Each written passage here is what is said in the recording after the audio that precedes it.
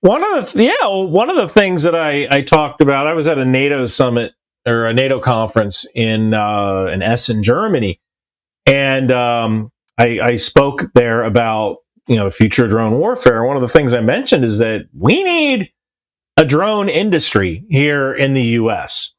Just working for Aeromed Lab, we can't sell or we can't purchase any drones that were built in China. And there have been times when we've ordered parts and the website says it's, what was it, NAA or NA? I forget the darn code for it, but the website says yeah, this part wasn't made in China. Then we get the part, and we open it up, it's made in China. What the hell, dude? Your website said it wasn't made in China. Yeah. So, right now, China definitely has the lead when it comes to producing small, cheap drones. And there's two schools of thought here. At AUSA, which you were at, they're essentially everything on the floor was either drone or counter drone. That's everything, drone or counter drone.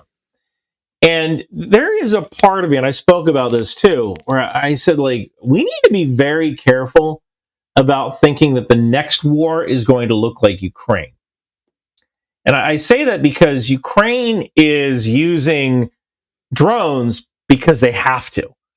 If we had given Ukraine enough artillery ammunition, or I should put that a different way, if we had enough ammunition to give, FPV drones are great, but you're only killing one dude at a time. Yeah. And you need to kill them by the bushel. Of course. What kills by the bushel? Artillery. So it takes the same amount of time to manufacture an FPV drone as it does a loitering drone, a drone that can return. But the loitering drone with artillery can kill a heck of a lot more people, right? So if you're killing them in onesies and twosies, that's great if you have to do that. And that's what Ukraine kind of realized, we're going to have to do that because if we don't, we're going to get overrun. So Ukraine used tech to kind of slow the Russian advance. But ideally, these drones would be used to spot for artillery. Yeah. So if we're running around going, oh, every soldier needs to have their own drone, every soldier needs to have an FPV drone that they can control, that's great. But I actually think that we're going to see in Ukraine the rise and the fall of the drone. Because when the war started, they had development cycles of 6 months. Right? Technology was progressing every 6 months. The Bayraktar cleaned up, and then Russia figured out how to jam it.